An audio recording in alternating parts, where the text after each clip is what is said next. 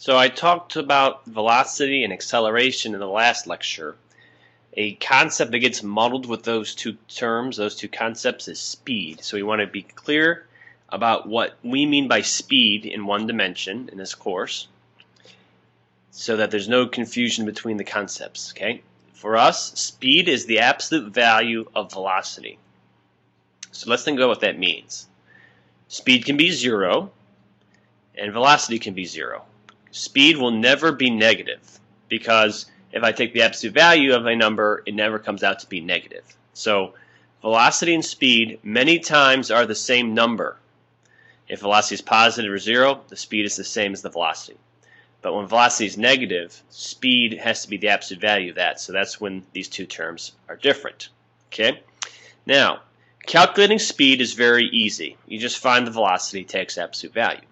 The question that we deal with the most in this course about speed is when is an object speeding up versus slowing down? In other words, when is the speed increasing or decreasing? Okay? Now you might say, well, wait a minute.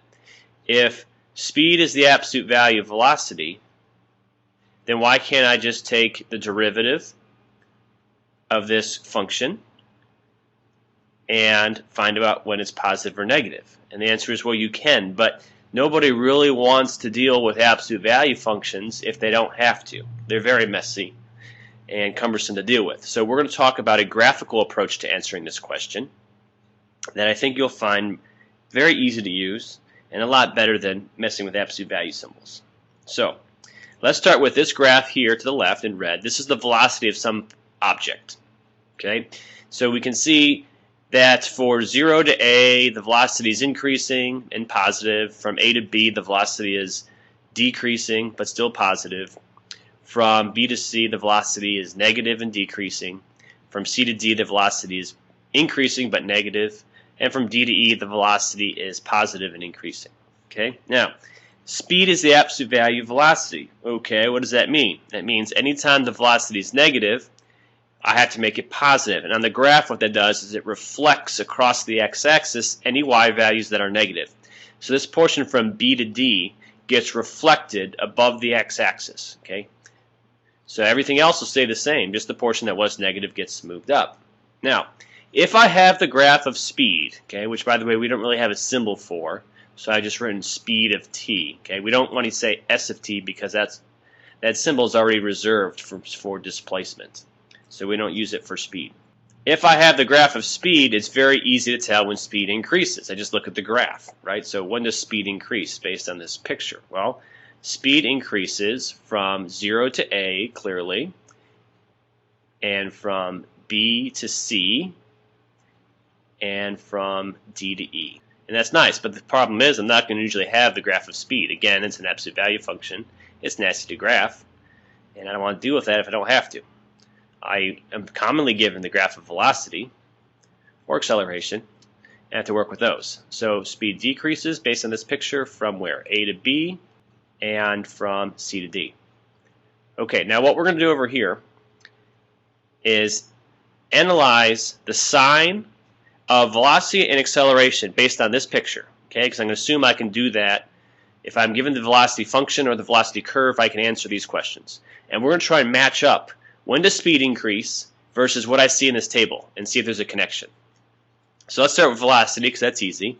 Velocity is positive from 0 to A, positive from A to B, negative from B to C, negative from C to D, and positive from D to E. Okay, remember I'm looking at the y values of the velocity. Y values of the velocity, so that should match these symbols here. Now, acceleration, I don't have acceleration's graph, but I can tell what the sign of the acceleration is based on the behavior of the velocity. What do I mean? If acceleration is greater than 0, what does that mean? Velocity will increase. So I can look at this graph and ask myself, okay, when is velocity increasing? If it is, then that's when acceleration is greater than 0. And if the acceleration is less than 0, that means that the velocity will decrease. So I need to make that connection now. In other words, this is like connecting the second derivative to the first derivative. All right, let's look at this. What does velocity do between 0 and A? It increases. Therefore, acceleration is positive. Then velocity decreases from A to B. That means acceleration is negative. From B to C, velocity still decreases, so the acceleration is still negative. From C to D, and from D to E, the velocity is increasing. That means the acceleration is positive on those intervals. Okay, now here's where I want to make the connection. When does speed increase? Well, from 0 to A, so this interval here, B to C, this interval here, and D to E, this interval right here. Now what do you notice? Okay, I notice that velocity and acceleration have the same sign, both positive, both negative, both positive on those intervals. And so there's our connection. Okay, and this is the fact to use in the future here. Okay, speed increases on intervals where what happens? Acceleration and velocity have the same sign, both positive or both negative. Vice versa, speed decreases when velocity and acceleration have opposite signs, one positive, one negative. All right, so let's apply this. And then I'm going to try to show you a GeoGebra demonstration or simulation that shows this. So find the intervals where the ferocious calculus beast is speeding up. That means speed is increasing. Okay, so those two things mean the same thing. Speed is increasing. If the position function is given here, okay, so let's find the velocity. That's the first derivative of position or displacement.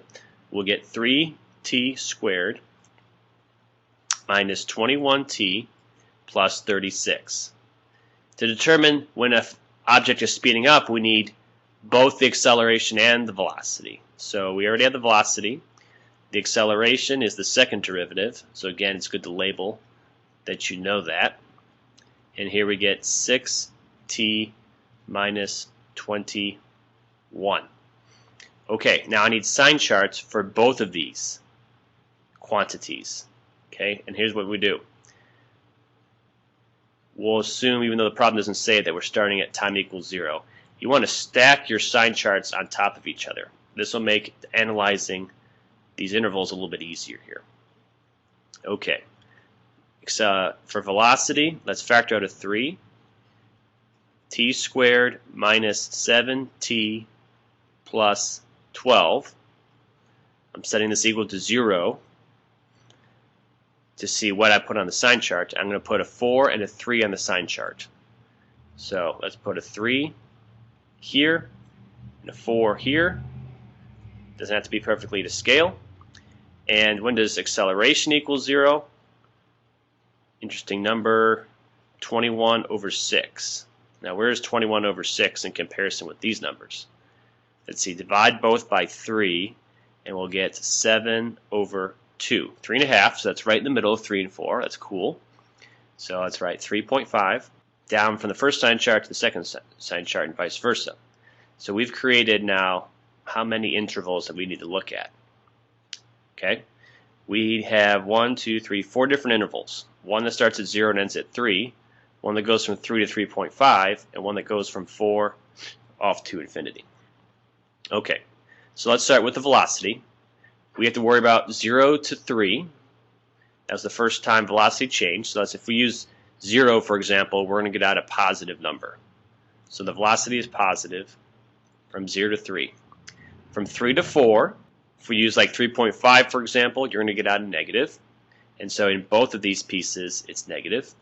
And then we'll go positive for bigger than 4.